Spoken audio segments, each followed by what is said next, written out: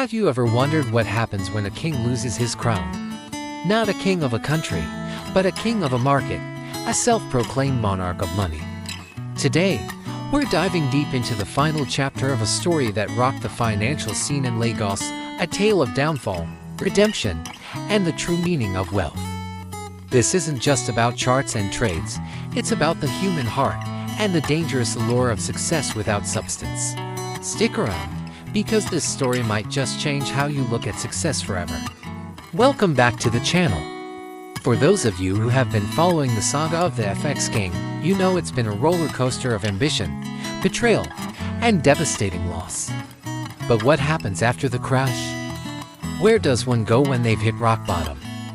Today, we explore the story of Tunde Adegoke, post-scandal, and the painful, yet powerful, journey of rebuilding from the ashes. It's a story that deserves to be told. The chapter begins not with a roar, but with a quiet, determined mission. Tunde, stripped of his title and his fortune, teams up with his old friend, Soon. Together, they embark on a quest not for fame or glory, but for something far more valuable, justice. They meet with the victims of the massive scam orchestrated by Kola and Adaore.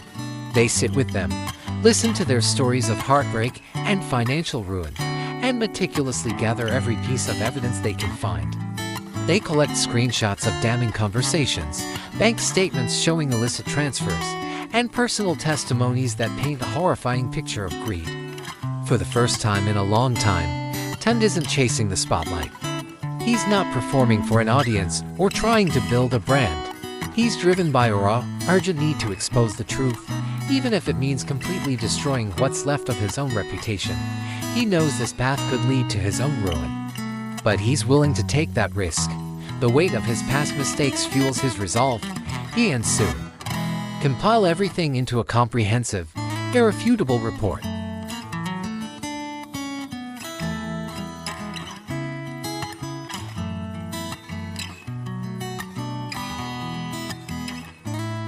They have the smoking gun.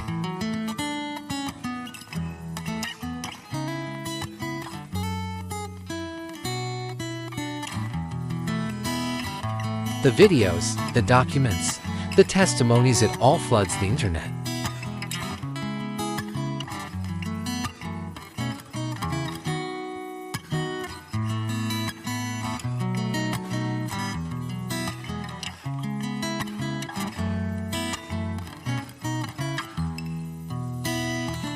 In a desperate, last-ditch effort, Kola and Adaore try to do what they do best, manipulate the narrative. They attempt to frame Tunde again, to paint him as the mastermind behind it all. But this time, it doesn't work. The public isn't buying it. People see the evidence for what it is. And then, something remarkable happens. Some of the very clients Tunde had failed in the past, the ones who had lost money under his watch, come to his defense. They speak out, not to absolve him of his past mistakes, but to recognize him as a fellow victim who finally found the courage to stand up and fight back. This unexpected wave of support changes everything. The tide has turned for good. The authorities, armed with the leaked information and public pressure, finally act. Police raid Kola's lavish properties, seizing assets and evidence. The game is officially over for him. As for Adaore, the glamorous influencer, she vanishes. One day she's all over social media. The next, her accounts are deleted, her brand erased as if it never existed. She disappears into hiding, a ghost of her former self. But for Tunde, there is no grand celebration, no triumphant fist pump. He doesn't feel like a victor. Standing amidst the wreckage of their shared deception, all he feels is a profound sense of humility. His wealth is gone, his reputation is scarred, and his future is a giant, terrifying question mark. He has won the battle, but he has lost the war for his old life. Everything he once valued has been stripped away. It's in this moment of quiet despair that Soon, his steadfast friend, places a hand on his shoulder.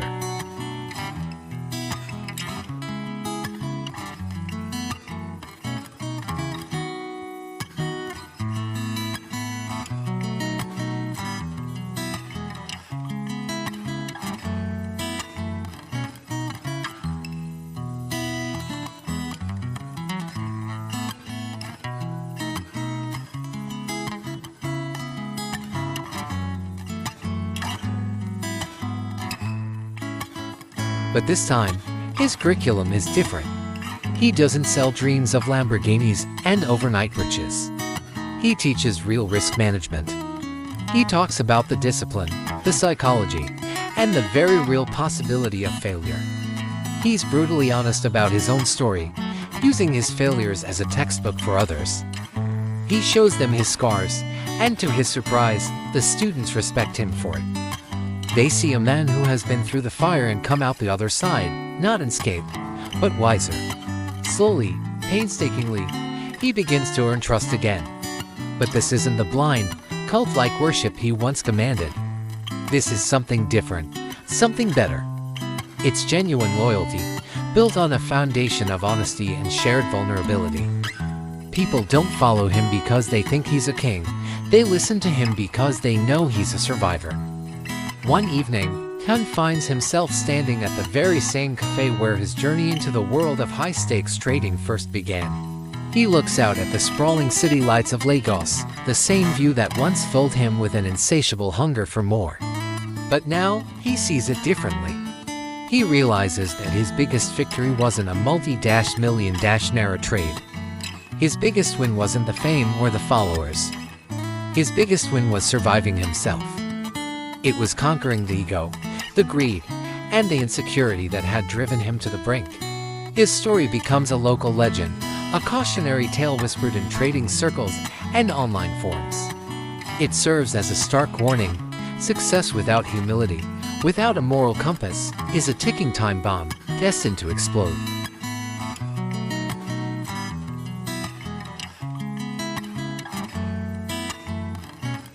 The FX king is gone, a relic of a past life. But in his place, Tandadagok has finally been reborn. He's stronger than his past, wiser than any chart he ever studied, and more grounded than he ever thought possible. As he stands there, breathing in the night air, he feels a sense of peace. It's the quiet, unassuming rival of redemption, showing up long after the chaos and the pride have been stolen away. He's no longer a king, but for the first time, he feels truly free. What a powerful conclusion to an intense story. It really makes you think about what we value and what true success looks like. It's not about the peak, it's about the climb back up. What are your thoughts on Tun's journey? Let me know in the comments below. I'd love to hear what you think. Thanks for watching, and if you found this story as compelling as I did, make sure to like, subscribe, and hit that notification bell so you don't miss our next deep dive. See you in the next video.